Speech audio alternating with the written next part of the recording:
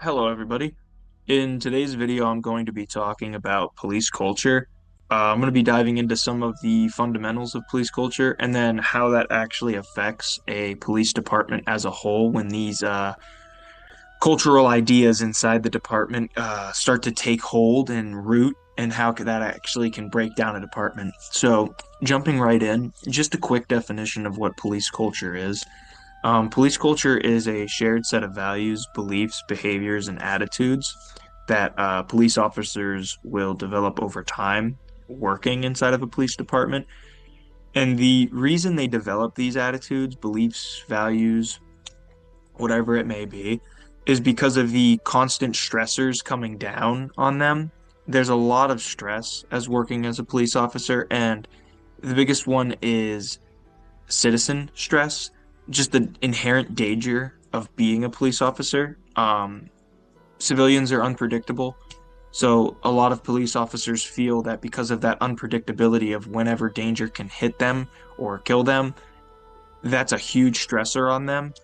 So that forms a type of culture inside the department of social isolation, which I'll touch on a little bit later. But because of those dangers, that stressor, a type of police culture starts to brew inside of the department.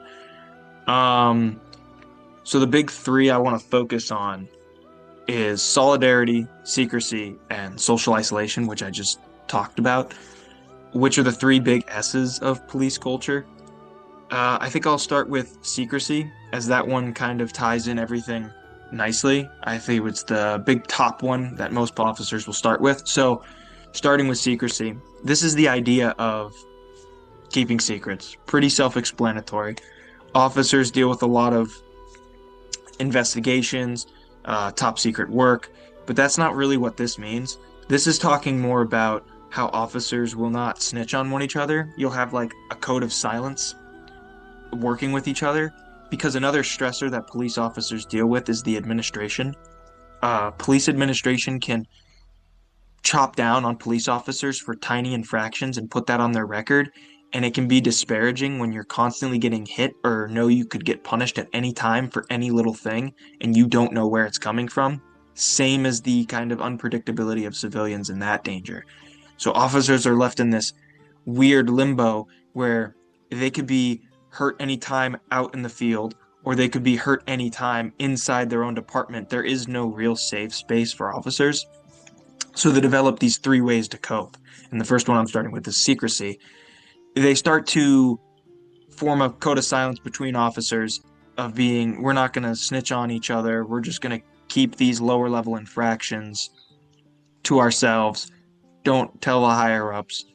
And that works for lower level stuff like, oh, you're not wearing your cap properly or your shoes aren't polished, kind of thing.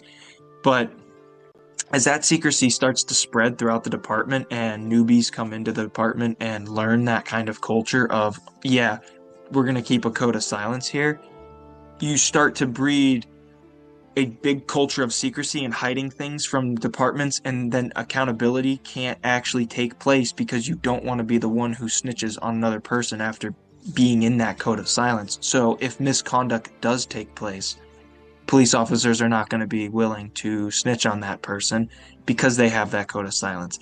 And this just continues to snowball, and that can lead to corruption within the department. It doesn't just have to be things like use of force, but it could be taking bribes, taking money from crime scenes, things like that, that aren't getting reported, and it just devolves and creates a terrible environment for the police department, and just corruption will take hold.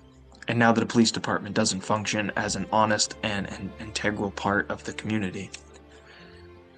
The second one I want to focus on, which strikes down straight from secrecy, is solidarity. And solidarity is the idea of having a strong, unquestioning bond among officers, kind of like a brotherhood, and you just have a reliance on colleagues for safety and support. So the idea here, this solidarity kind of ties back in with secrecy. They kind of go hand in hand. All three of these go hand in hand. But when you have that kind of brotherhood, you expect your fellow officers not to rat you out for certain things and always to have your back in these dangerous situations, whether that be against the civilians or the administration. They need to stay compact and together. That way, they can cope with the uncertainty of both the department and the civilians on the outside, which leads into social isolation. The idea of having this brotherhood of officers leads to an us versus them mentality. A lot of officers already feel like civilians don't understand how police work is. They don't get it. They just don't understand how dangerous it is. So that pushes officers away from civilians.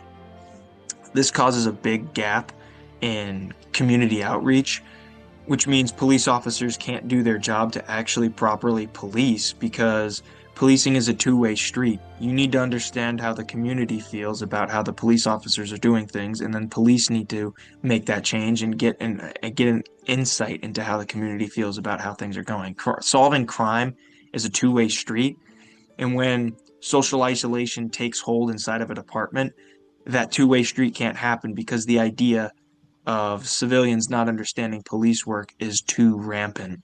There's a level of us versus them that takes hold and causes the department to withdraw. And it also withdraws in their own personal lives as well. Police officers stop working, like stop interacting with people outside of police departments. If you're not law enforcement, officers won't interact with you. And that only causes their mental state to worsen as they only know police work. They only know how to cope through the solidarity that they've built in the police department, and they can't outreach anywhere else. And when newbies, rookies come into a police department and they see these things, those beliefs, ideals, and attitudes kind of get absorbed onto them, and they start to also believe these things. They become cynical of the civilian population, and that just takes root inside of them quicker because of what they are seeing around their higher ups constantly. So it is a real big issue, how police culture is right now, just due to the pressures of police work. The danger of police work isn't really something that can go away, but taking away the danger of the administration just cracking down on people for tiny things can go away. Um, having letting your officers know that it's okay to whistle blow or report uh, unethical violations in police work is something that needs to be normalized within police departments. You shouldn't be punishing officers for whistleblowing or snitching out on other officers, especially when it's something serious like use of force or taking money from crime scenes, things that are illegal that officers should not be doing, because to have a true police department, it needs to have integrity, it needs to have legitimacy, and it can't do that when you have a police culture that is honed in solidarity, secrecy, and social isolation, because that only breeds a police department that's solely focused on the line officers and tries to stray away from superiors and the community. A fully functioning police department needs to have supervisor oversight, accountability, strong policies, and integral officers, and they need to get a hold on the police culture that is detrimental to the work, that brings down the department, so they can actually work with the community that they're supposed to be policing and hold a actual legitimate police department that other police departments can rely on. So that is all I have for police culture. It is a very nuanced topic. Police culture is not something that's just, it's not something simple that you can just really put into a monolithic group. There's a lot of factors that go into police culture, a lot of individuals, a lot of department things, administrative heads, civilian issues, community issues. There's a lot of things that go into it. So it's a very big gray area. This is just a look into some of what police culture is about. I just talked about the big broad things, just to give you a better understanding of it. So that's all I have for today. I appreciate you guys for listening, and I will see you all in the next one.